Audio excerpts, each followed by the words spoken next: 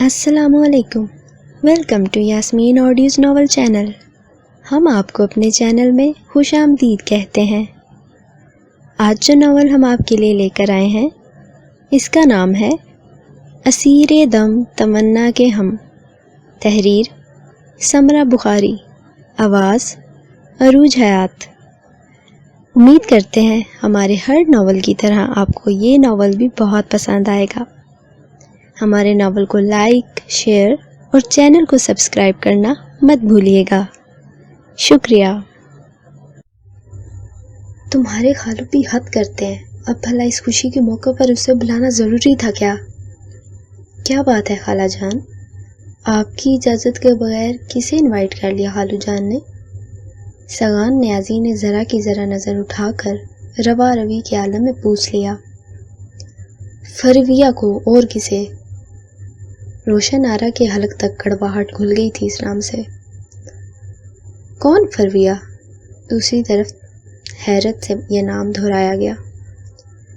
چلو قصہ ہی ختم ہوا، تم فرویہ کو جانتے ہی نہیں۔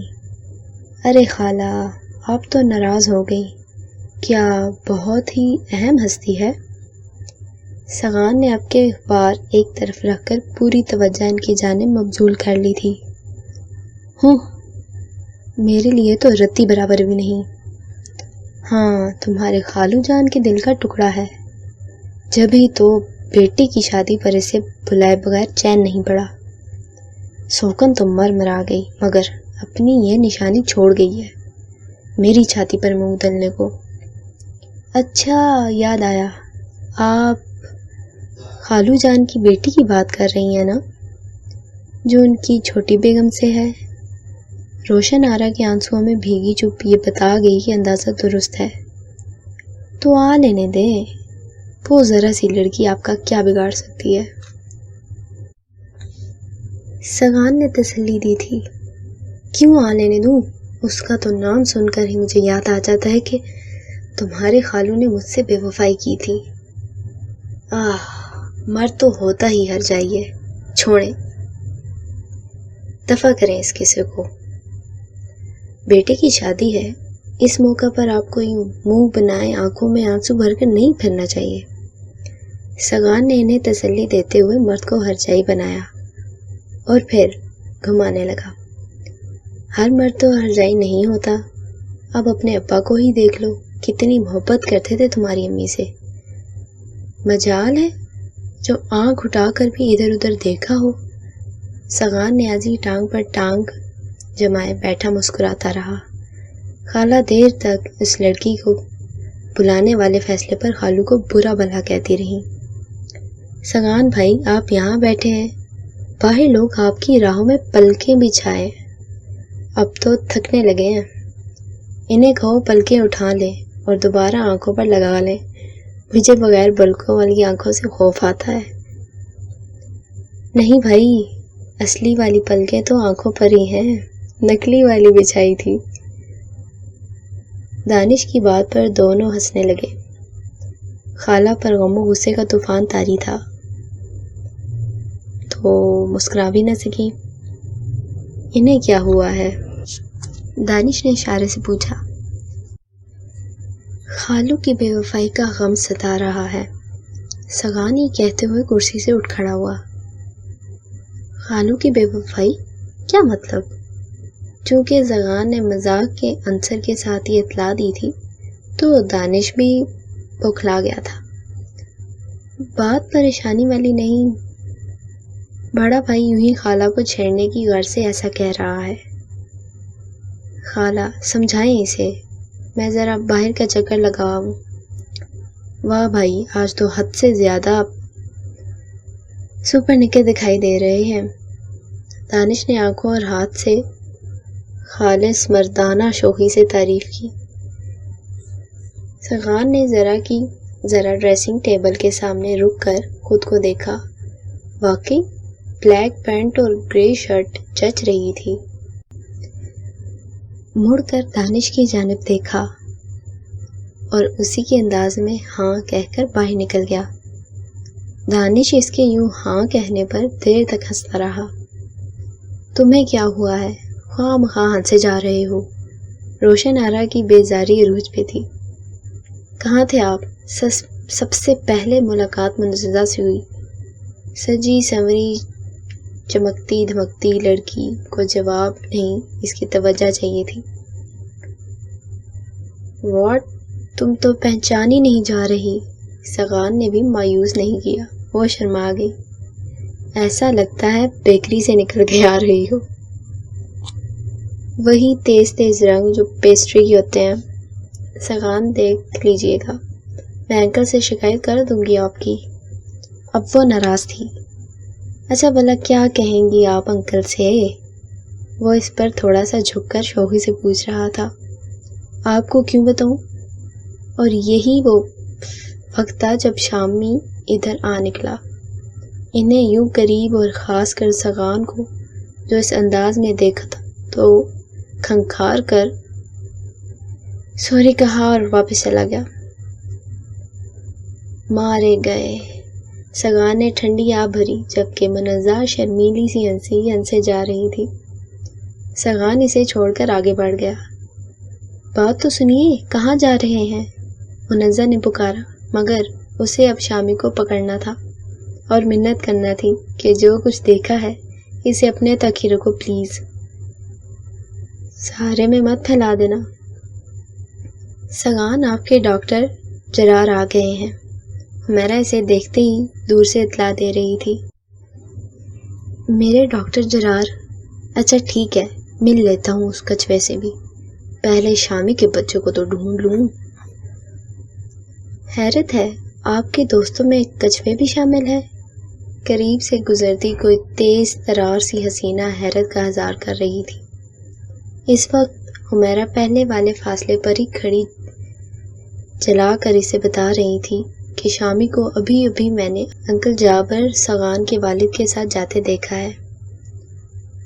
خبر ایسی تھی کہ وہ اس لڑکی کی طرف متوجہ ہی نہیں ہو سکا۔ شامی کی تلاش میں نظریں دوڑائے اور لان کی طرف بڑھ گیا۔ شامی اور جابر نیازی واقعی وہاں موجود تھے۔ کہیں شامی نے انہیں بتا تو نہیں دیا؟ ویسے اتنا گھامڑ ہے تو ہرگز نہیں۔ تھوڑی سی تسلی بھی تھی۔ آؤ سغان، یہ شامی تمہارا ہی ذکر کر رہا تھا۔ وہ بیٹے کو دیکھ کر شفقت سے کہہ رہے تھے۔ جی میرا ذکر؟ ہاں تو اس میں اس قدر حیرت کی کیا بات ہے؟ کیا باپ سے بیٹے کا ذکر نہیں ہو سکتا؟ ویسے سغان بھائی، میں نے انکل کو ساری بات بتا دی ہے، یہ آپ کا زیادہ ٹائم نہیں لیں گے۔ کیا بتا دیا ہے ابو؟ یہ شامی بالکل بکواس کر رہا ہے، ایسی کوئی بات نہیں ہے۔ وہ چھپٹا کر کہہ رہا تھا۔ کیا مطلب؟ کیا آپ کو ڈاکٹر جرار سے ملنے نہیں جانا؟ وہ کب سے آپ کے منتظر ہے سغان صاحب؟ شامی مسکرا کر کہہ رہا تھا۔ اب باپ کے سامنے سغان اسے کیا کہتا، گھورتا ہوا واپس آ گیا۔ لڑکیاں شادی سے 10 روز پہلے ہی ڈھولک رکھ کر بیٹھ گئی تھی اور سرے شام ہی شروع ہو جاتی تھی۔ اتنا شور تھا کہ ہال میں کان پڑی آواز بھی سنائی نہیں دیتی تھی۔ آواز ادھر ڈرائنگ روم میں بھی آ رہی تھی اور ڈاکٹر جرار صاحب آنکھیں بند کیے ان بے سری آوازوں پر جھوم رہے تھے۔ سغان نے ایک دم سے جا کر اس کے شانوں پر زور سے ہاتھ رکھ دیے تو وہ اچھل پڑا، پھر اس پر نظر پڑی تو اٹھ کر گلے لگا لیا۔ ہیلو مسٹر سغان نیازی، یہ بتاؤ کیسی گزر رہی ہے ان رنگینیوں کے درمیان؟ بس ابھی مرتے مرتے بچاؤں۔ سغان اس کے برابر میں صوفے پر آ کر بیٹھ گیا اور اس کے پوچھنے پر ساری بات سنا دی۔ واقعی یار، اگر انکل نیازی تک شامی صاحب یہ اطلاع پہنچا دیتے تو ایک ہی جگہ 2 شادیاں ہو رہی ہوتی۔ جرار نے مزہ لیا اور سغان گھور کر رہ گیا۔ اچھا ویسے مجھے ضرور دکھانا کون سی لڑکی ہے وہ۔ کیوں، ارادے کیا ہیں تمہارے؟ سوچ لو، آج اگر آنٹی کو خبر ہو گئی تو وہ جوتے لگائیں گی، شادی سے ہی توبہ کر لو گے۔ اوہو، میں تو تمہارے حوالے سے دیکھنا چاہ رہا ہوں، اپنے لیے تو کوئی اور دیکھ رکھی ہے۔ جرار نے اس کے کندھے پر سر رکھ کر ذرا ریسٹ کی نیت کے ارادے کے دوران اطلاع دی۔ سغان نے اس کا سر پیچھے ہٹایا اور خود دوسرے صوفے پر جا بیٹھا۔ بڑے بے مروت ہو، ذرا خیال نہیں کہ دوست تھکا ہوا آیا ہے، اور کچھ نہیں تو بندہ یہی سوچ کر لحاظ کر جاتا ہے کہ میرا تو کام ہی یہی ہے۔ سفر کے دوران جو دوست قریب بیٹھا ہو اس پر سر رکھ کر سوئے بغیر تم رہ ہی نہیں سکتے۔ مجھے کیا پتا تھا تم ایسے کمظرف ہو، جتائے بغیر رہ نہیں سکو گے۔ اچھا دفع کرو اس قصے کو، تم پر کون سا اثر ہو جانا ہے، مہربانی کر کے چائے پلا دو۔ چائے ہمارے ہاں صرف 2 ٹائم بنتی ہے، ایک صبح اور پھر شام۔ اب چونکہ رات ہے تو ایسا ممکن نہیں، صبح کا انتظار کرو، پورا 1 کپ ملے گا۔ لعنت ہو تم پر اور تمہارے اس کپ پر، جرار نے غصے کے عالم میں کہا اور رخ موڑ لیا۔ سگان اس کے یوں ناراض ہو کر منہ پھیرنے پر ہنستا رہا، پھر بولا، اگر تم کہو تو میں خود تمہارے لیے اس وقت 1 کپ چائے بنا لوں، خالہ جان کے گھر کی روایت توڑ دوں۔ چپ رہو، ایسا نہ ہو کہ میں تمہارا سر توڑ دوں۔ کس قدر خبیث دوست ہو تم، بجائے گھر آئے مہمان کی خاطر کرنے کے اسے بھوکا پیاسا مار رہے ہو۔ دوست بھی تو اتنا بھوکا ہے، ابھی آئے 10 منٹ بھی نہیں ہوئے اور چائے پانی کی پڑ گئی ہے۔ مجھے لگتا ہے تم میری دوستی کی لاج نبھانے نہیں بلکہ کھانے پینے کے لیے آئے ہو۔ ہاں، جیسے اپنے گھر تو مجھے کچھ ملتا ہی نہیں، فاقوں میں گزر رہی ہے میری زندگی۔ نہیں نہیں، یہ میں نے کب کہا، میں اچھی طرح جانتا ہوں اس مہنگائی کے دور میں بھی تمہارے گھر میں جوتوں میں دال بٹتی ہے۔ واہ واہ، کیا مثال دی، قربان جاؤں آپ کی قابلیت کے، اور قسم خدا کی اگر ایک آدھ مزید ایسی مثال دی تو میں وہ مار لگاؤں گا کہ لڑکیوں کے گیت تمہاری ہائے ہائے میں چھپ کر رہ جائیں گے۔ میرے ہاتھ نہ تو بندھے ہوئے ہیں اور نہ ہی خدا نہ خواستہ ٹوٹ گئے ہیں، میں بھی ایسے وار کروں گا، خاص کر الٹے ہاتھ کے تو مشہور ہے میرے۔ اس سے پہلے کے جواب میں ڈاکٹر صاحب کچھ ارشاد فرماتے وہ چلے آئے جن کی شادی کی تقریب متوقع تھی۔ السلام علیکم کیسر بھائی۔ جرار فوراً اٹھ کھڑا ہوا اور مصافحہ کرتے ہوئے شادی کی مبارکباد دی۔ ابھی کہاں، ابھی تو کافی روز باقی ہیں، کیا بتاؤ اس وقت تک کیا سے کیا ہو جائے۔ یہ بھی ممکن ہے لڑکی والے انکار کر دیں، یہ بھی ممکن ہے ادھر کے بزرگ ہی لڑکی پر رحم کھا لیں۔ خدا کا نام لو سگان، مشکلوں سے تو میری شادی ہو رہی ہے، تم اس پر بھی راضی نہیں۔ اس کا دماغ مجھے کچھ خراب لگ رہا ہے، جب سے میں آیا ہوں یہ بہکی بہکی باتیں کر رہا ہے۔ جرار صاحب نے اطلاع دینا فرض سمجھا۔ سوچ لو اگر یوں ہی اول فل پکتے رہے تو ہم تمہاری ظاہری پرسنالٹی کا ہرگز خیال نہیں کریں گے، اٹھا کر کمرے سے باہر پھینک دیں گے۔ کہاں پھینکیں گے؟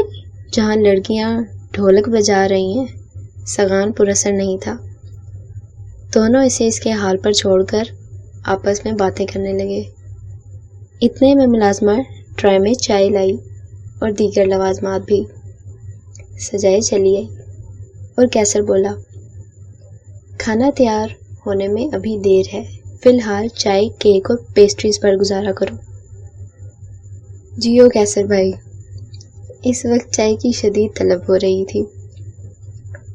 اطلاع کے لیے عرض ہے کہ شادی کو چائے کے لیے میں یہاں آنے سے پہلے کہہ کر آیا تھا۔ کیوں مس شادی خاتون، آپ اس سلسلے میں میری گواہی دینا پسند فرمائیں گی؟ مس شادی خاتون کو سمجھ ویسے بھی محدود تھی، کچھ سمجھی نہیں مگر ہنس دل کھول کر گئی۔ او اچھا، تم کہہ کر آئے تھے، پہلے کیوں نہیں بتایا؟ میں تو تمہیں دل ہی دل میں 101 گالیوں سے نواز چکا ہوں، اسی لیے تو نہیں بتایا۔ بزرگوں سے سنا ہے جو گالیاں دیتا ہے اسی کو لگتی ہیں۔ اچھا، اس پر بحث بعد میں کریں گے، یہ ٹرالی ادھر لاؤ۔ کسی نے میرا فیروزی دوپٹہ تو نہیں دیکھا؟ میرا پریشانی کی حالت میں اعلان کرتی پھر رہی تھی۔ کیا اسے دیکھنے والے کے اندھے ہونے کا خطرہ ہے؟ دانش نے باقاعدہ سہم کر پوچھا۔ وہ میرے دوپٹے کے لیے پریشان تھی، مذاق پسند نہیں آیا، سنی انسنی کر کے یہی کہتی ہوئی آگے بڑھ گئی، دیکھو برا بند مانو، تم خود ہی تو ہوائیاں اڑتے چہرے کے ساتھ یہ کہتی پھر رہی ہو۔ کسی نے دوپٹہ تو نہیں دیکھا؟ حالانکہ پوچھنا چاہیے کہ آپ معزز خواتین حضرات میں سے اگر کسی کی نظر سے فیروزی دوپٹہ گزرا ہو تو براہ کرم مطلع کریں۔ اچھا یہ اعلان تم کر لو، سچی میں اتنی پریشان ہوں اور یہاں ہر دوسرے قدم پر کوئی تم جیسا مسخرہ مل جاتا ہے۔ اچھا دوپٹے کی تو خیر ہے، نہ ملا تو کسی دوسری کا دوپٹے پر قبضہ کر لینا۔ تم یہ بتاؤ میرے بڑے بھائی صاحب کو دیکھا ہے کہیں؟ ہاں ان کے دوست آئے ہیں، جرار نام ہے شاید، میں نے اطلاع دی تھی۔ سنتے ہی سگان صاحب بے قابو ہو کر بھاگتے چلے آئے۔ ہاں ڈاکٹر جرار بھائی کے بہت اچھے دوستوں میں سے ہیں اور بھائی نے خالہ سے اجازت لے کر انہیں کیسر بھائی کی شادی پر انوائٹ کیا ہے۔ پھپھو، روشن پھپھو، آپ نے فیروزی دوپٹہ تو نہیں دیکھا میرا؟ جو ہی روشن آرا ادھر آئیں حمیرہ ان کی جانب لپکی۔ اے مجھے کیا پتا تمہارے دوپٹوں کا، یہاں تو اپنی زندگی دوبھر ہو رہی ہے۔ ہیں انہیں کیا ہوا؟ دانش اور حمیرہ ایک دوسرے کو دیکھ کر رہ گئے۔ کیا ہوا روشن، طبیعت تو ٹھیک ہے نا تمہاری؟ ان سے کچھ ہی فاصلے پر بیٹھی اپنی بڑی نند سے باتیں کرتی حمیرہ کی امی اپنی چھوٹی نند کی اتری صورت دیکھ کر فکر مندانہ ہو کر پوچھنے لگی، کیا بتاؤں بھابھی، اپنی تو قسمت ہی خراب ہے نا۔ روشن ان کے قریب ٹک گئیں۔ کچھ پتہ تو چلے، اس خوشی کے موقع پر تم اتنی اداس کیوں ہو رہی ہو؟ موقع تو خوشی کا ہے، میرے اکلوتے بچے کی شادی ہے، بھلا مجھ سے بڑھ کر کون ارمان کرتا ہوگا اس دن کا؟ مگر تمہارے بھائی صاحب وہ کبھی مجھے خوشی نہیں دے سکتے، میرے چہرے پر ذرا سی خوشی دیکھ لیں تو ان کے سینے پر سانپ لوٹ جاتے ہیں۔ اب فرویہ کو بلانے کا ارادہ کیے بیٹھے ہیں۔ فرویہ؟ وہی ان کی دوسری بیوی سے جو بیٹی ہے، اس کا نام ہے نا؟ بڑی آپا چونک کر بولی۔ جی ہاں اسی مصیبت کا نام ہے، جل کر جواب دیا۔ اچھا پہلی مرتبہ آ رہی ہے نا؟ یہاں موجود لوگوں کو ایک دم ہی فرویہ سے دلچسپی پیدا ہو گئی اور وہ اسے دیکھنے کو بے چین نظر آنے لگے۔ یہ صرف میرا گھر ہے، اسے یہاں آنے کا کوئی حق نہیں ہے۔ روشن آرا نے جو یہ صورتحال دیکھی تو تپ کر کہا، تو کیا ہمیشہ رہنے کے ارادے سے آ رہی ہے؟ ایک اور خاتون گویا ہوئی۔ واہ ایسے ہی؟ میں بھلا رہنے دوں گی یہاں ساری عمر گزاری ہے، اب بھی وہیں رہے۔ میں تو اس کی صورت دیکھنے کی بھی روادار نہیں ہوں۔ کیا کہتے ہیں بھائی صاحب؟ کیوں بلا رہے ہیں فرویہ کو؟ بڑی آپا نے ذرا معقول سوال کیا۔ کہتے ہیں بھائی کی شادی میں بہن کی شرکت ضروری ہے۔ میں پوچھتی ہوں وہ کہاں سے بہن ہوگی میرے کیسر کی؟ باپ کی طرف سے تو بہن بھائی ہوتے ہیں نا؟ مائیں ہی الگ ہیں۔ ایک بھولی خاتون نے یہ کہہ کر روشن آرا کے اتاب کو دعوت دے دی۔ کیا ہوا، یہاں بیت بازی کا مقابلہ ہے یا تفریح مقابلے کی تیاری ہو رہی ہے؟ سغان نے اندر جھانکا اور دروازے کے قریب کھڑے اپنے برادر صغیر جانب دانش نیازی سے معلومات حاصل کرنا چاہیے۔ اندر آ جائیں، یہ سب آپ ہی کو یاد کر رہی ہیں، جواب حمیرہ کی طرف سے آیا۔ اوہ میری یاد میں اس قدر بے قرار ہے، صرف ڈرائنگ روم تک ہی تو گیا تھا، وہ جذباتی انداز میں کہہ کر اندر آ گیا۔ معاملہ خاصاً گمبھیر معلوم ہوتا ہے۔ کچھ دیر بعد آہستگی سے دانش سے پوچھا، جی ہاں کچھ ایسا ویسا، ابھی بھی آنٹی لذت خالہ روشن کے جنگل میں آتے آتے رہ گئی ہیں۔ مسئلہ کیا ہے آخر؟ مسئلے کا نام ہے فرویہ۔ اوہ، سغان کی سمجھ میں ساری بات آ گئی۔ سمجھ گیا اس صورتحال کو صرف کیسر بھائی ہی ہینڈل کر سکتے ہیں، سو انہیں بلانے کو چلا گیا۔ کیسر اس وقت سغان کے والد یعنی اپنے خالو جان جناب جابر نیازی سے کسی اہم موضوع پر گفتگو کرتا ہوا پایا گیا۔ کیسر بھائی جلدی کریں، آپ کے والد کی سلطنت کی بنیادیں ہل رہی ہیں، جا کر سہارا دیجیے۔ میرے والد کی کوئی سلطنت نہیں ہے، وہ اطمینان سے اطلاع دے کر پھر سے انکل جابر کی بات سننے لگا۔ اوہو، بات کوئی چھوٹی موٹی نہیں ہے، خالہ کا مزاج سوان نیزے پر ہے، وہ فرویہ کی آمد پر سخت رفتہ ہے۔ آپ جائیں یا تو انکل ذاکر کو اس فیصلے سے باز رکھیں، یہی کوشش کریں، یا پھر اپنی امی کو سمجھائیں کہ ضد نہ کریں، لوگ تماشا دیکھ رہے ہیں۔ بابا سے تو اب کچھ کہنا ہی بیکار ہے، وہ فرویہ سے فون پر بات کر چکے ہیں، وہ آنے پر راضی ہے، اب تک تو تیاری بھی کر چکی ہوگی، یوں منع کر دینا مناسب نہیں ہوگا، آخر بابا جان اس کے بھی تو والد ہیں، حق بنتا ہے اس لڑکی کا اس گھر پر۔ تو پھر بیٹا جا کر اپنی امی کو سمجھاؤ، سگان ٹھیک کہہ رہا ہے، لوگ اپنی دلچسپی کی خاطر اس معاملے کو اور ہوا بھی دے سکتے ہیں، کسی کا تو کچھ نہیں جائے گا، مگر تمہارے والد کی صحت پر مزید برے اثرات پڑیں گے۔ آپ بھی میرے ساتھ چلیں انکل، میری نسبت امی آپ کی بات زیادہ تحمل سے سنیں گی اور غور بھی کریں گی۔ ہاں چلو، میں بھی تمہارے ساتھ چلتا ہوں۔ جب کیسر اور جابر نیازی بڑے کمرے میں آئے تو سب خواتین کے درمیان روشن بیٹھی رو رہی تھی، اور اس دوران جو کچھ کہہ رہی تھی کسی کی سمجھ میں نہیں آ رہا تھا، مگر پھر بھی ان کے گرد مہمان لڑکیوں اور خواتین کا رش بڑھتا جا رہا تھا، ہر کوئی معاملہ جاننے کو بے چین تھا، اور روشن کو خاموش تو دو ایک ہی کرا رہی تھی، باقی سب انکل ذاکر کی دوسری بیوی اور بیٹی کے متعلق زیادہ سے زیادہ معلومات حاصل کرنے کے لیے بے تاب تھی۔ اوہ آپا، یہ کیا ہو رہا ہے؟ دیکھے تو شادی والا گھر ہے۔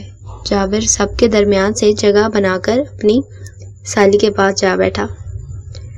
بس بھیا، کسی کو نہیں سننی، یہ اب جب کہ سوکن مر کھپ گئی ہے تو پھر کاہے کا غم ہے۔ جابر کی بڑی سالی بہن کے یوں رونے دھونے پر جھنبلائی ہوئی تھی کہ انہیں پتا تھا اب 100 کہانیاں بنائیں گی، یہاں موجود مہمان چھوڑیں گے تو نہیں، کریت کریت کر سوال کریں گے۔ چل اٹھیں آپ اپنے کمرے میں چلیں۔ جہی انہیں زبردستی اٹھانے کی کوشش کے درمیان کہا، نہ میں یہیں ٹھیک ہوں، امی پلیز کمرے میں آئیں، آپ سے ایک ضروری بات کرنا ہے۔ کیسر بولا، ضروری بات کیا؟ یہیں کر لو۔ نہیں، آپ کمرے میں آئیں۔ اچھا، کوئی بہت اہم بات ہے کیا؟ دل میں سوچا شاید فرویہ کے آنے کا پروگرام کینسل ہو گیا ہو، یہی سوچ کر جلدی سے ان کے ساتھ چلی آئی۔ آپا، یہ کیا تماشا ہے؟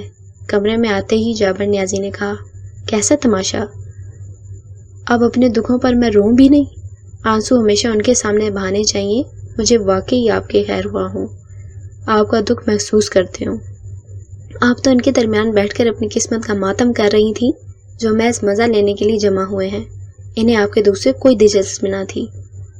آپ دیکھ لیجئے گا، اس بچی کے آنے پر یہ لوگ اس پر بھی اور آپ پر بھی گہری نظر رکھیں گے، ایک ایک حرکت نوٹ کریں گے آپ کی، اور ہمدرد بن کر سوالات بھی بہت ہوں گے۔ میں کہتی ہوں جابر، تم کیسر کے ابا کو سمجھاتے کیوں؟ ان سے پوچھو تو اب بھلا اس لڑکی کو بلانے کی کیا ضرورت ہے؟ جہاں اتنے عرصے تک وہ ننیال میں رہی ہے اب بھی وہیں رہے گی، کیا اس تقریب میں اس کی شرکت بہت ضروری ہے؟ اب تو کچھ نہیں ہو سکتا، وہ بچی بس چند روز میں پہنچ جائے گی، اگر آپ ایسے مظاہرے نہ کریں تو کسی کا بھی دھیان نہ اس کی طرف جاتا اور نہ کوئی اس کو اتنی اہمیت دیتا، مگر اب آپ نے خود ہی اس سب کے لیے اہم بنا دیا ہے اسے۔ ہائے میری قسمت خراب، ساری عمر ایک ہرجائی مرد کے ساتھ گزار دی۔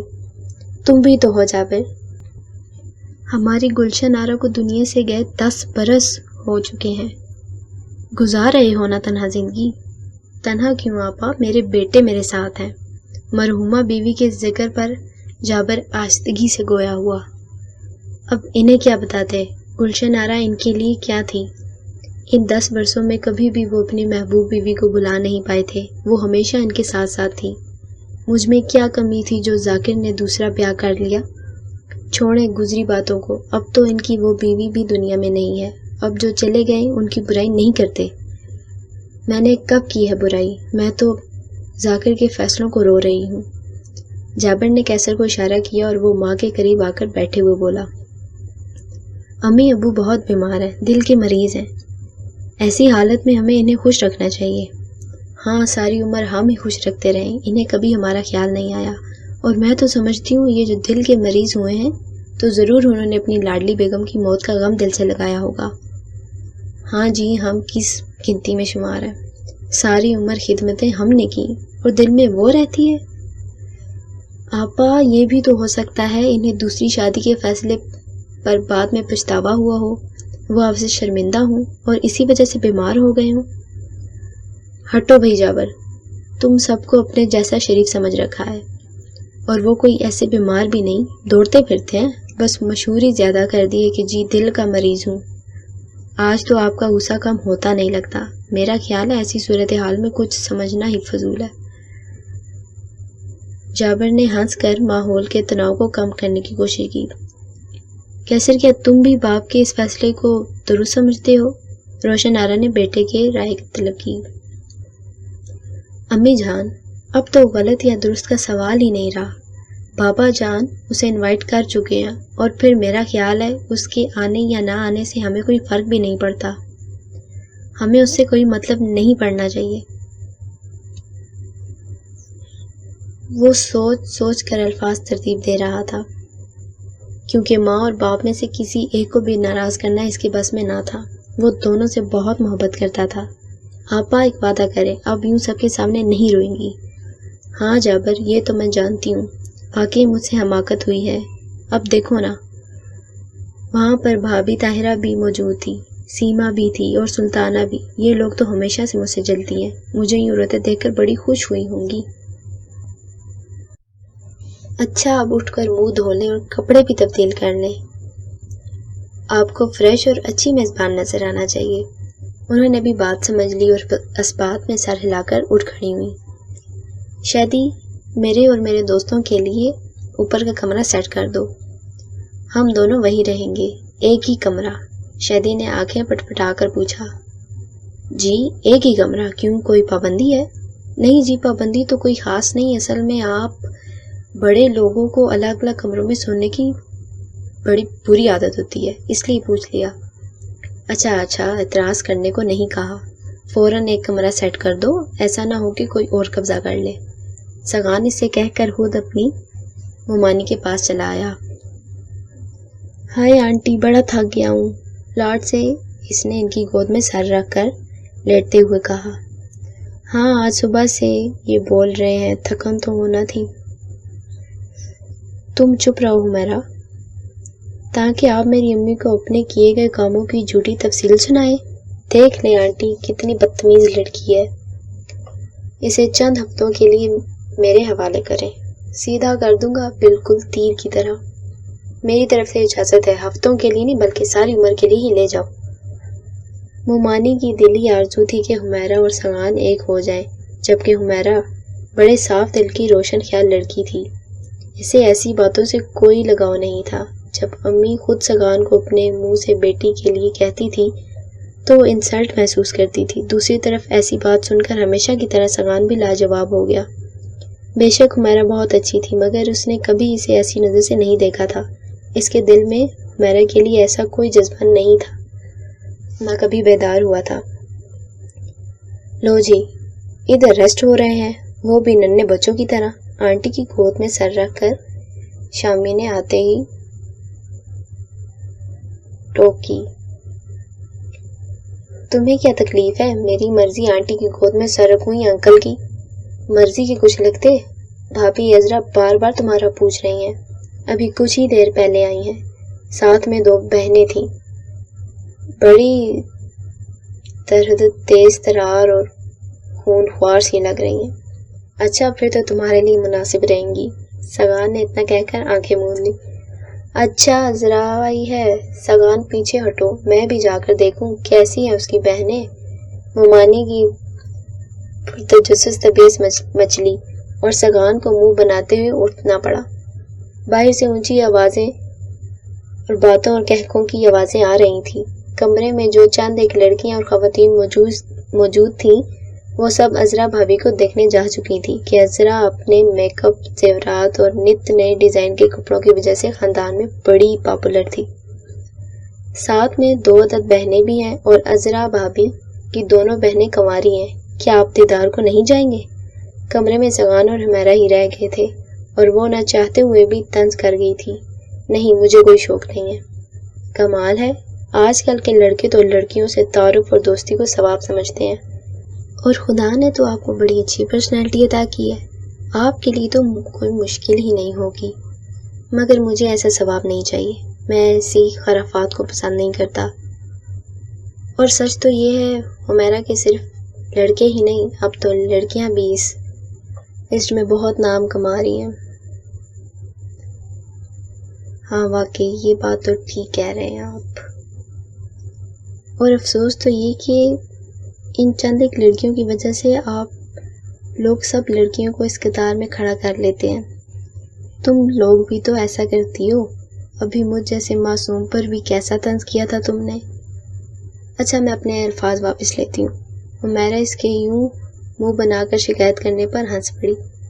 اب کیا فائدہ، دل تو دکھ ہی چکا ہے. اللہ، کس قدر نازک دل ہے آپ کا. وہ منہ بنا کر اسے چڑھاتی کمرے سے چلی گئی. اس انداز پر سغان مسکرا دیا. بھائی جان جی، او بھائی جان جی. ابھی کچھ دیر ریسٹ کے ارادے سے کروٹ بدل کر آنکھ موندی تھی کہ شہدی آ گئی. جی بہن جی، کیا بات ہے؟ کیوں میرے سر پر ڈھول بجا رہی ہو؟ ہاں ہائے، کمال کرتے ہیں جی آپ. بھائی میں نے کب ڈھول بجائے؟ آپ ضرور کوئی خواب دیکھ رہے ہوں گے. شہدی نے الزام اپنے سر لینے سے صاف انکار کر دیا. ہاں جی، خواب ہی دیکھ رہا تھا، وہ بھی جاگتے میں. تم بتاؤ کیا بات ہے؟ بات یہ ہے کہ میں نے آپ کا کمرہ سیٹ کر دیا ہے، کرسیاں میز سب رکھ دی ہے. اب یہ پوچھنے آئی تھی پلنگ 2 ڈالنے ہیں یا 1؟ قربان جاؤں آپ کی معصومیت کی شہدی بیگم. ڈاکٹر جرار میری بیوی نہیں بلکہ میرا دوست ہے. اور بھی کچھ کہنا پڑے گا یا سمجھ گئی؟ ایک تو جی آپ کو صاف بات نہ کرنے کی بیماری ہے، اور یہ بڑی بری بیماری ہے. اس سے کئی مرتبہ بندے کا بہت زیادہ نقصان ہو جاتا ہے. اور جاگتے میں خواب دیکھنے بھی چھوڑ دیں، یہ بھی اچھی بات نہیں ہوتی. اچھا بابا جاؤ، بہت شکریہ ان نصیحتوں کا. اور صاف بات یہ کہ کمرے میں 2 پلنگ ڈالنے ہیں. اب تو میں بھی سمجھ چکی ہوں، اتنی بھی بے وقوف نہیں ہوں میں جتنا آپ نے سمجھا ہوا ہے. بھائی، او بھائی. شہدی کے جانے کی کچھ ہی دیر بعد دانش چلا آیا. چلو، تمہاری کسر رہ گئی تھی، بکو کیا بات ہے. مارے جلاہٹ کے وہ اٹھ بیٹھا. ہیں، یہ آپ کو کیا ہوا ہے؟ دانش نے اس کے بگڑے موڈ کو حیرت سے دیکھا. ہونا کیا ہے، جب سے آیا ہوں اطمینان سے سونا نصیب نہیں ہوا. اب بڑی سخت نیند آ رہی ہے. واہ، کمرہ بھی وہ منتخب کیا ہے جو ایک طرح سے گزرگاہ ہی ہے. اچھا، اب اٹھ جائیں. عذرا بھابی بڑا یاد کر رہی ہیں آپ کو. مل لیتے ہیں عذرا بھابی سے بھی. تم یہ بتاؤ کھانا تیار ہونے میں کتنی دیر ہے؟ اور جرار اپنی آنٹی کے گھر سے واپس آیا یا نہیں؟ جرار بھائی تو ابھی نہیں آئے، اور جہاں تک کھانا تیار ہونے کی بات ہے تو میں نے ابھی باورچی خانے کا چارج نہیں سنبھالا. دانش یہ کہہ کر چلتا بنا. اسے بھی اٹھنا پڑا کہ دوسری صورت میں عذرا بھابی خود ادھر آ جاتی اور ملنے کے لیے نہ آنے پر اسے سخت سست کہتی. جرار اپنی آنٹی کی طرف گیا تھا اور جاتے ہوئے کہہ کر گیا تھا کہ جلد واپسی ہو جائے گی. کھانا تمہارے ساتھ ہی کھاؤں گا، مگر اب تک واپس نہیں آیا تھا. سغان کو بھوک بھی بہت لگ رہی تھی، مگر دوست کا انتظار بھی ضروری تھا.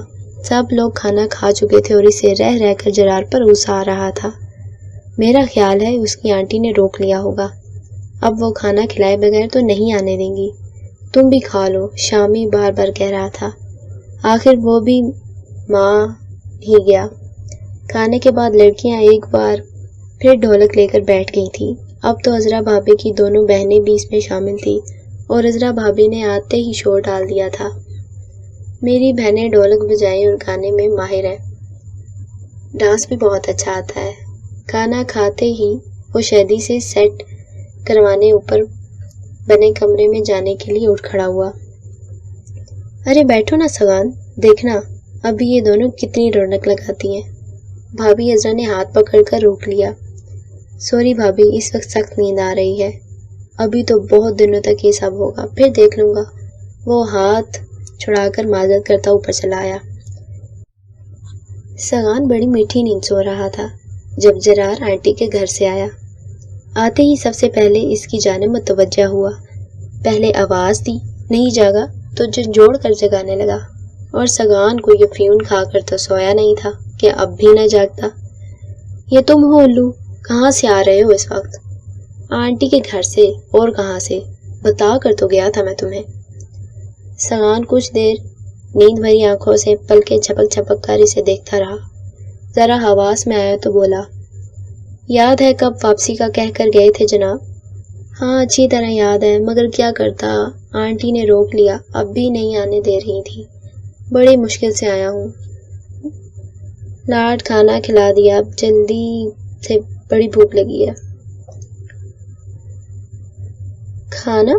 سگان نے زیر لب کہا، پھر سرہانے رکھی رسٹ واچ اٹھا کر ٹائم دیکھا، رات کا 1 بجنے کو تھا۔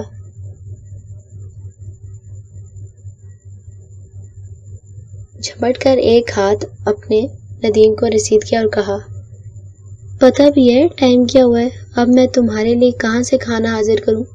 یہ شریفوں کا گھر ہے کوئی؟ اچھا بکواس نہیں کرو، کہہ تو رہا ہوں، آنٹی نے روک لیا تھا۔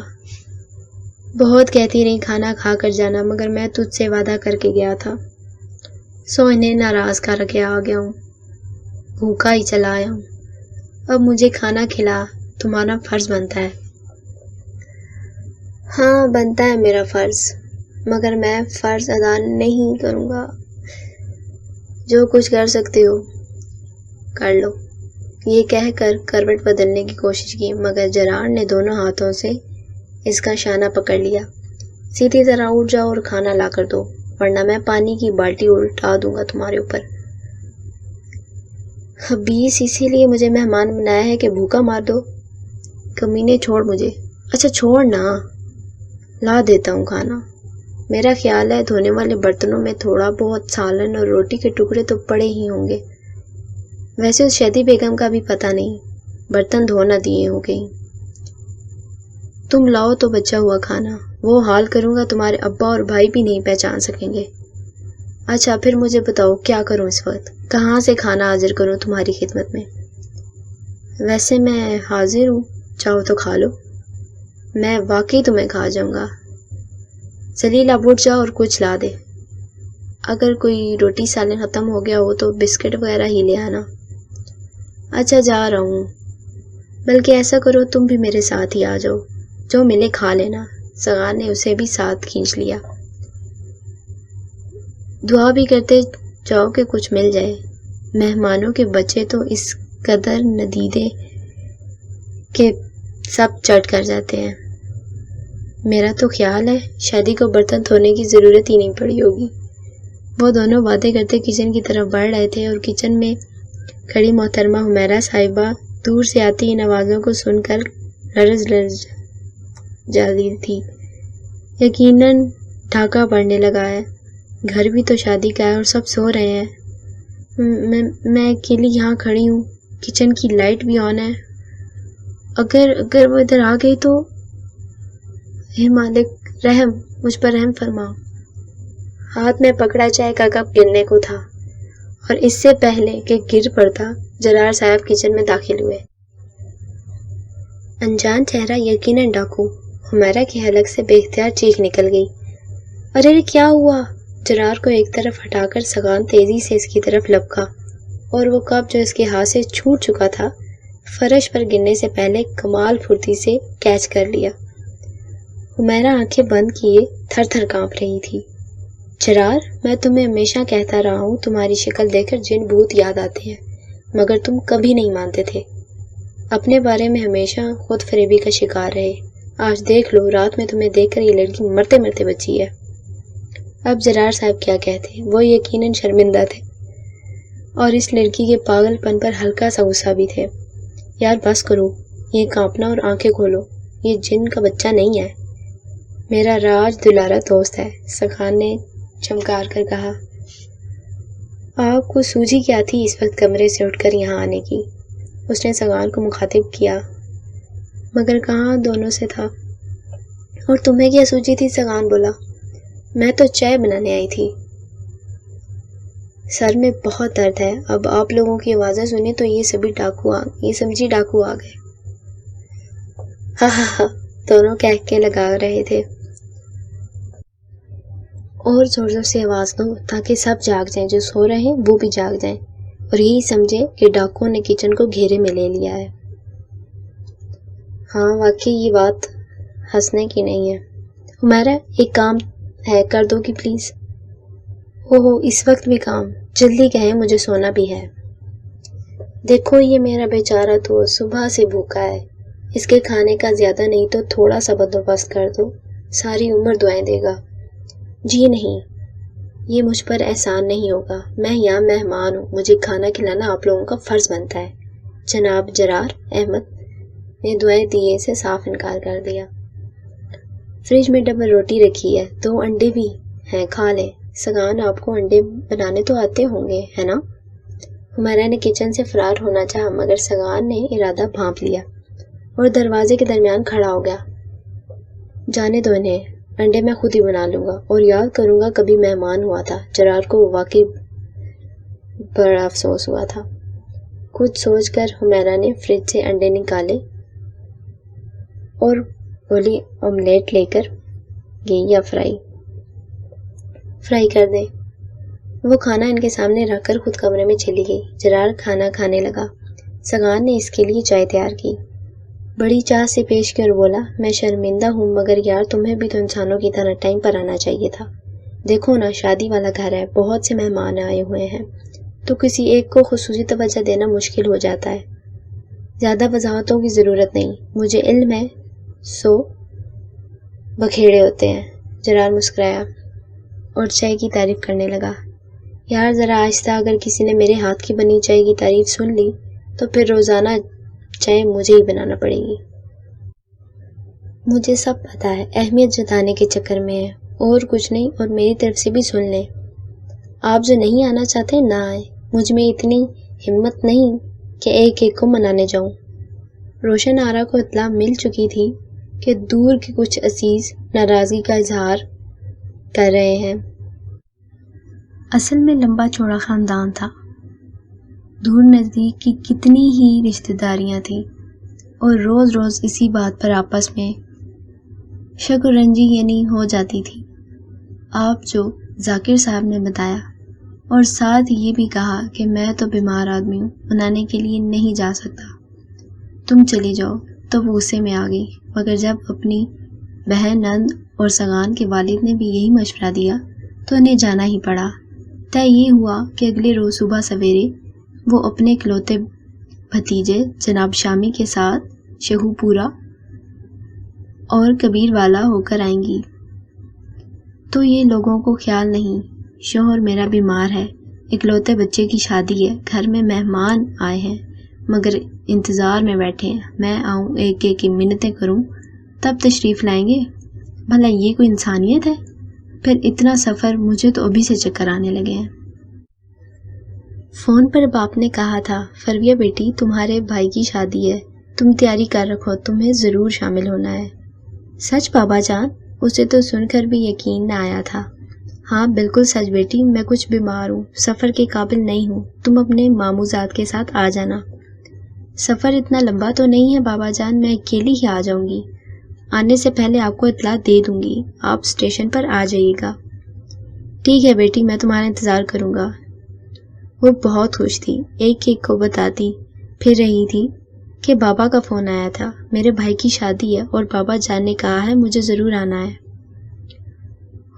وہ پہچانتے بھی نہ ہوں گے اور انہوں نے بھائی کی رٹ لگا رکھی ہے، ماموں کی بڑی بیٹی نے جل کر کہا۔ کیوں نہیں جانتے ہوں گے؟ بابا بتاتے ہیں وہ مجھے بہت یاد کرتے ہیں، پڑھائی کی مصروفیت تھی، پھر سرور کی وجہ سے وہ آ نہیں سکے، مگر مجھے یاد ضرور کرتے ہیں۔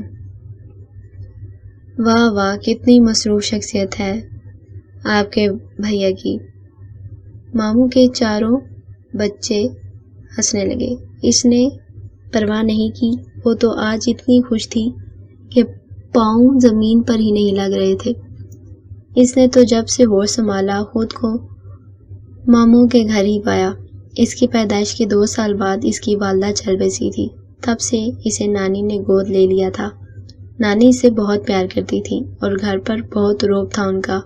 ممانی ساس کے سامنے سر نہیں اٹھا سکتی تھی۔ دل میں فرویہ کے لیے چاہے اچھے جذبات نہ بھی رکھتی ہوں، مگر ساس کی وجہ سے انہیں اس کے ساتھ اچھا برتاؤ کرنا پڑتا تھا۔ نانی ماموں اور ممانی پر کڑی نظر رکھتی تھی۔ جو کچھ وہ اپنے بچوں کے لیے لاتے وہی کچھ فرویہ کے لیے لانا ضروری تھا، اور دن میں نانی خواہ مخواہ اپنے پوتوں اور پوتیوں کو ڈانٹ ڈپٹ کرتی رہتی تھی، جبکہ فرویہ کو کبھی تیز آواز میں پکارتی بھی نہیں تھی۔ ممانی کچھ کہہ نہیں سکتی تھی ساس سے، مگر دیکھتی تو سب تھی اور اپنے بچوں کو جتاتی بھی تھی۔ دیکھ لو، اس فرویہ کا اتنا خیال ہے، تمہاری بھی تو دادی لگتی ہیں، مجال ہے کبھی پیار سے بلایا بھی ہو۔ گھر تم لوگوں کا ہے اور شہزادی بنی یہ فرویہ پھرتی ہے۔ فرویہ بچی ننھی، وہ ممانی اور بچوں کے چڑے ہوئے رویے کو محسوس تو کر سکتی تھی، مگر وجہ اس کی سمجھ میں نہیں آتی تھی۔ یہ چاروں بچے اس سے اپنے ساتھ کیسے کھلاتے؟ نانی جیسا مضبوط صاحبہ جب اس کے سر سے ہٹا تو اسے پہلے ہی احساس ہوا زندگی پیاروں کے بغیر کیسے گزرتی ہے۔ بابا جان افسوس کے لیے آئے تو اس نے رو رو کر کہا، مجھے بھی اپنے ساتھ لے جائیں، مگر وہ اپنی اماں اور بیگم سے ڈرتے تھے۔ روشن آرا اماں جان کی سگی بھتیجی تھی اور فرویہ کی امی سے شادی ذاکر احمد نے اپنی پسند سے کی تھی۔ اماں جان نے کبھی بھی اسے بہو تسلیم نہیں کیا، نہ ہی پوتی کے لیے ان کے دل میں کوئی جگہ تھی۔ وہ صرف کیسر سے محبت کرتی تھی اور کہتی تھی میرا صرف ایک پوتا ہے، کسی پوتی کو میں نہیں جانتی۔ ان حالات میں وہ بیٹی کو ساتھ لے جانے کی جرات نہیں کر سکتے تھے، البتہ وعدہ ضرور کیا کہ آتا جاتا رہوں گا اور تمہارا جیب خرچ بھی بھیجتا رہوں گا۔ اس سے پہلے نانی کچھ بھی نہیں کہتی تھی، کہتی تھی میری بیٹی کی نشانی ہے، اسے ہم خود پال لیں گے۔ ذاکر احمد چلے گئے اور فرویہ ان کی دوبارہ آمد کا انتظار کرنے لگ گئی۔ وہ جلدی چکر نہیں لگا سکتے تھے۔ روشن آرا ہر وقت ٹو میں رہتی تھی اور ہر ماہ اسے کچھ رقم بھیجنا بھی ان کے لیے ناممکن تھا کہ بیگم پیسوں کا بھی پورا حساب رکھتی تھی، مگر وہ پھر 2-3 ماہ بعد اس کے لیے ضرور کچھ نہ کچھ بھیج دیتے پیسے، اور فرویہ یہ رقم پا کر پھولے نہیں سماتی تھی۔ ممانی باتوں باتوں میں اس پر جتاتی رہتی تھی کہ یہ گھر اس کا نہیں ہے، اگر وہ یہاں رہتی ہے تو یہ ان لوگوں کا احسان ہے۔ ماموں کے بچوں کا رویہ ناقابل برداشت نہیں تھا۔ جو یہ بچے بڑے ہوئے، آپس میں وہ بچپن والی ضد اور لڑائی تو نہیں رہی، مگر یہی احساس فرویہ کے لیے کافی تھا کہ وہ اس گھر میں ایک فالتو ہستی ہے۔ ان لوگوں کا احسان ہے کہ اپنے گھر میں اسے جگہ دے دی ہے۔ وہ اپنے ماموں ذات سویرا اور صبا کی طرح مرضی سے اور نہ ماموں مانی سے ضد کر کے ہر وقت اپنا کام کروا سکتی تھی۔ کالج سے آ کر اسے سمجھا باقی بھی اگر محدود رہتی تھی، یا پھر وہ کام کچن کو گھیرے میں لگاتی، خود سے وہ کسی بات میں نہیں بولتی تھی، لوگوں کے درمیان بیٹھتی بھی نہیں تھی۔ بابا اسے اپنے ہاتھ سے جائیں، اسے گھر میں جو بابا کا اپنا ہے اور اس حوالے سے اس کا بھی ہے، وہاں وہ اپنی مرضی سے ہر کام کر سکے گی۔ سویرا اور صبا کی طرح فریج کھول کر مزے سے اپنی پسند کی چیزیں نکال کر کھا لیا کرے گی۔ ممانی کی گھورتی نظر کیا اس کے پیچھے نہ ہوں گی؟ وہاں اس کا ایک بھائی رہتا ہے، ایک ماں ہے، سگی نہ صحیح سوتیلی ہی صحیح، مگر ہے تو ماں۔ وہ اپنی ماں کی اتنی خدمت کرے گی کہ وہ اس سے محبت کرنے پر خود بخود راضی ہو جائے گی، وہ اسے اپنی بیٹی مان لے گی۔ مگر اس نے بہت انتظار کیا۔ بابا جب بھی آتے ساتھ چلنے کی ضد کرتی، مگر وہ ہر بار کوئی نہ کوئی بہانہ بنا کر بات آئندہ پر ٹال دیتے۔ بابا جان میرے بھائی کیسے ہیں؟ وہ مجھے یاد تو کرتے ہوں گے، کبھی میرے بارے میں پوچھا ہے انہوں نے؟ ہاں بھائی، کیسر اکثر تمہارا ذکر کرتا ہے، دراصل پڑھائی میں مصروف رہتا ہے نا، اس لیے کبھی چکر نہیں لگا پاتا، مگر میں جب بھی تم سے مل کر جاتا ہوں تمہارے بارے میں دیر تک مجھ سے باتیں کرتا رہتا ہے۔ وہ جانتی تھی یہ سچ نہیں ہے، اگر بھائی کو اس سے واقعی محبت ہوتی تو ملنے ضرور آتا، مگر وہ پھر بھی بہل جاتی، بلکہ بہت خوش ہوتی یہ باتیں سن کر۔ اپنی سوتیلی ماں روشن آرا کے متعلق البتہ اس نے کبھی ایسی کوئی بات نہیں پوچھی، کیونکہ نانی اماں بتایا کرتی تھی وہ تمہاری ماں کو بالکل پسند نہیں کرتی تھی اور تمہاری صورت دیکھنے کی بھی روادار نہیں، مگر اس کے باوجود فرویہ کے دل میں ان سے ملنے کی خواہش تھی۔ وہ بابا سے کہتی، بھائی اور امی کو میرا سلام ضرور کہنا، وہ ہمیشہ حامی بھر لیتے، کہتے تھے کہ میں تو انہیں بتائے بغیر تم سے ملنے آتا ہوں، اگر تمہاری سوتیلی امی کو علم ہو گیا کہ میں تم سے ملنے آ رہا ہوں تو آسمان سر پر اٹھا لیں گی۔ جب تک ذاکر احمد کی والدہ حیات رہیں روشن آرا کو یقین تھا ذاکر فرویہ کو یہاں نہیں لا سکتے، مگر ان کی وفات کے بعد وہ زیادہ ہی شکی ہو گئی تھی اور شوہر کے ساتھ رویہ بھی خراب ہی رہتا تھا۔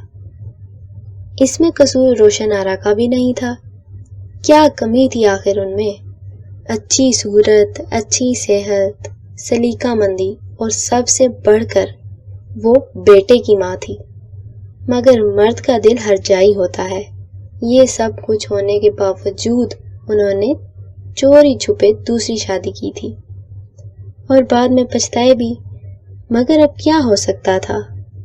تیر کمان سے نکل چکا تھا، وہ بیوی کا اعتماد چکنا چور کر چکے تھے، دل کے شیشے میں بال آ گیا تھا۔ دوسری بیوی تو عمر تھوڑی لکھوا کر لائی تھی، جلد ہی دنیا سے چلی گئی، اور ظلم تو فرویہ کے ساتھ ہوا۔ ذاکر احمد کے دل لگی کی سزا تو اسے بھگتنا پڑی۔ باپ کی زندگی میں بھی یتیموں والی زندگی تو وہ بسر کر رہی تھی۔ کبھی کبھی تو وہ بیٹی کے بارے میں سوچ کر بہت پریشان ہو جاتے، اب تو بیمار بھی رہنے لگے تھے، دل کے مریض تھے، اور اس حالت میں انہیں فرویہ کی فکر زیادہ تھی۔ زندگی کا کیا بھروسہ، یہ تو بڑی ناقابل اعتبار شے ہے، اگلی سانس آئے نہ آئے، ایسے میں اس کا کیا بنے گا؟ کئی بار جی چاہا کیسر سے بات کریں، ذرا اسے ٹٹولے تو صحیح، کیا بہن کے بارے میں اس کی رائے بھی وہی ہے جو اس کی ماں کی ہے؟ مگر ہمت نہیں پڑی، یہ سوچ کر رک جاتے اگر وہ بھی اپنی ماں جیسی سوچ کا نکلا تو پھر رہی صحیح امید بھی جاتی رہے گی۔ اب تو دل کہتا تھا بیٹا ایسا نہیں ہے، میرے بعد وہ فرویہ کو بہن کہہ کر گلے لگائے گا۔ ان کی طبیعت ٹھیک نہیں تھی، مگر انہیں فرویہ کو ریسیو تو کرنے جانا تھا، کہ نہ تو ان کے علاوہ یہاں موجود اتنے لوگوں میں سے فرویہ کو کوئی پہچانتا تھا اور نہ ہی فرویہ کسی کو پہچانتی تھی۔ جس روز فرویہ کو آنا تھا اسی روز روشن آرا شیخو پورا اور پھر کبیر والا کے لیے روانہ ہو رہی تھی۔ پہلے شامی کو ساتھ جانا تھا، مگر بعد میں پروگرام بدل گیا، اب جابر نیازی اور دانش ان کے ساتھ جا رہے تھے۔ چلو یہ بھی اچھا ہے، آپ کی بیٹی کی آمد پر آپا یہاں موجود نہیں ہوں گی، جابر نیازی ذاکر صاحب سے کہہ رہے تھے۔ ہاں جابر، یہ واقعی بہتر ہوا ہے، کم از کم فرویہ بیٹی کو آتے ہی کوئی ایسی ویسی بات تو نہیں سننا پڑے گی۔ روشن کی آمد سے پہلے پہلے میں اسے ساری بات سمجھا دوں گا۔ ویسے ذاکر بھائی، میری سمجھ میں آج تک یہ بات نہیں آتی کہ آپ نے آپا کے اعتماد کو دھوکہ کیوں دیا؟ آخر کیا کمی تھی آپا میں؟ کچھ تو سوچا ہوتا آپ نے۔ بس جابر، عقل ماری گئی تھی میری، اب تو جو ہونا تو ہو چکا۔ مجھے فرویہ کی فکر ہے، پتہ نہیں اس کے ساتھ کیسا سلوک ہوگا۔ ظاہر ہے آپا اسے قبول کرنے کو ہرگز تیار نہیں ہوں گی۔ میرا تو خیال ہے بچی کو بلانا ہی نہیں چاہیے تھا۔ نہیں، میرا خیال ہے اسے تو بہت پہلے یہاں آ جانا چاہیے تھا، آخر یہ اس کے باپ کا گھر ہے، میرے حوالے سے اس کی کئی رشتے ہیں، مگر یہ کیسی بات ہے کہ وہ اپنے کسی عزیز کو نہیں پہچانتی۔ جابر، تم صرف روشن آرا کے بہنوئی نہیں، میرے چچا زاد بھائی بھی ہو، اس رشتے سے فرویہ کے چچا لگتے ہو۔ اور کیا یہ دکھ کی بات نہیں کہ چچا بھتیجے کی پہچان بھی نہیں رکھتا؟ آپ فکر نہ کریں بھائی جان، ہم فرویہ کو پوری توجہ دیں گے، بس آپ کسی طرح آپا کو راضی کر لیں۔ یہ کام میرے لیے بہت مشکل ہے، میں روشن کے سامنے اپنی بیٹی کے حق میں بات نہیں کر سکتا، یہ کام بھی تمہیں ہی کرنا ہوگا۔ ٹھیک ہے بھائی جان، میں اپنی طرف سے پوری کوشش کروں گا۔ جس وقت ذاکر احمد فرویہ کو لے کر گھر آئے، سگان گھر پر نہیں تھا، وہ جرار کے ساتھ اس کی آنٹی کی طرف گیا تھا۔ سگان کہہ رہا تھا، یار ڈاکٹر، تیری آنٹی کچھ زیادہ ہی نہیں بولتی۔ ہاں ٹھیک کہتے ہو، وہ میری نہیں تمہاری آنٹی لگتی ہیں۔ ہاں کہا جا سکتا ہے، گفتگو دلچسپ اور لہجہ خوبصورت ہے، یہی بات تو ظاہر کرتی ہے وہ اصل میں تمہاری نہیں میری ہی آنٹی ہیں۔ جرار ہنس پڑا۔ السلام علیکم۔ اچانک سامنے سے ایک لڑکی نے نمودار ہو کر ادب اور خوش دلی سے سلام عرض کیا۔ وعلیکم السلام۔ سگان اسے پہچاننے کے نام کام کوشش کرتے ہوئے ذرا اٹک کر بولا تھا۔ آپ شاید ابھی ابھی باہر سے آ رہے ہیں۔ اس کا انداز حوض اپنائیت بھرا تھا۔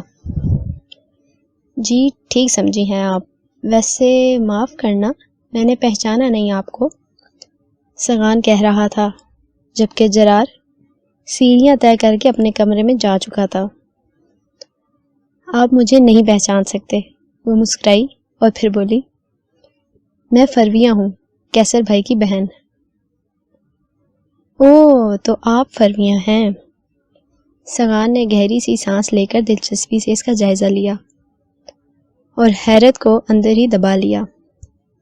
وہ تو سوچ بھی نہیں سکتا تھا کہ فرویہ اتنی باعتماد اور ہنستی مسکراتی شے کا نام ہوگا۔ اس کا اندازہ تو یہ تھا، ہوگی روتی بصورتی ڈری سہمی سی لڑکی، مگر اسے دیکھ کر خوشگوار حیرت کا احساس بیدار ہوا تھا۔ سبھی مجھے دیکھ کر حیران ہو رہے ہیں، کیا آپ سب کے خیال میں ایسی نہیں تھی؟ بہت اچھی سی تھی کیا؟ وہ اب کے ذرا اداس ہو کر پوچھ رہی تھی۔ نہیں، آپ ہمارے اندازوں سے بڑھ کر اچھی ہیں، اسی لیے تو ہم حیران ہیں۔ ویسے کس کس نے حیرت کا اظہار کیا ہے؟ وہ اتنی جلدی لڑکیوں سے بے تکلف ہوا نہیں کرتا تھا، مگر یہ لڑکی صاف اور روشن ذہن کی لگی تھی، کم عمر لیکن باعتماد۔ اندازوں سے بڑھ کر اچھی ہوتی تو سب کا رویہ بھی میرے ساتھ اچھا ہوتا۔ وہ سنجیدہ ہو رہی تھی۔ کیا مطلب؟ پلیز آپ کھل کر بات کریں۔ سگان کو اندازہ تو ہو گیا تھا اور حقیقتاً دکھ بھی ہوا تھا، جو کچھ انکل ذاکر نے کیا، اس میں اس بیچاری کا کیا قصور تھا؟ یہ کیسا انصاف تھا؟ انکل ذاکر تو سب نے معاف کر دیا ان کو، مگر وہ لڑکی جو چند دن کے لیے مہمان کی حیثیت سے آئی تھی، اس کے ساتھ ان کے رویے اتنے غیر مناسب تھے کہ اس نے ان چند گھنٹوں میں ہی محسوس کر لیا تھا۔ آپ پہلے یہ بتائیں کہ آپ سے میرا کیا رشتہ بنتا ہے؟ آپ میرے بابا جان کے کیا لگتے ہیں؟ میں آپ کی سوتیلی والدہ کا بھانجا ہوں۔ وہ اس کے تاثرات دیکھنے کو اتنا کہہ کر رک گیا۔ اوہ، فرویہ نے سر جھکا لیا اور غیر ارادی طور پر ذرا پیچھے ہٹ گئی۔ پوری بات تو سنیں، میں آپ کی سوتیلی والدہ کا بھانجا ہوں اور آپ کے بابا جان کے چچا زاد بھائی کا بیٹا ہوں، یعنی انکل ذاکر کا بھتیجا، اور آپ کے کزن ہوتا ہوں۔ میرے ابو انکل ذاکر کے صرف کزن نہیں بلکہ بہت اچھے دوست بھی ہیں۔ پھر آپ نے پہلے ان رشتوں کے بارے میں کیوں نہیں بتایا؟ وہ اس کی شرارت سمجھ گئی تھی اور مزہ لیتے ہوئے کہہ رہی تھی، چلیں اب تو بتا دیا نا، اب بتاؤ کسی کے ساتھ دوستی بھی ہوئی یا سبھی اگنور کر رہے ہیں؟ نہیں، کچھ لوگ تو بہت اچھے ہیں، ان میں ایک لڑکی ہے سمن، وہ میری پھپھو کی بیٹی ہوتی ہے، اور پھپھو بھی اچھی ہیں۔ اچھا، سمن اور پھپھو آ گئی ہیں؟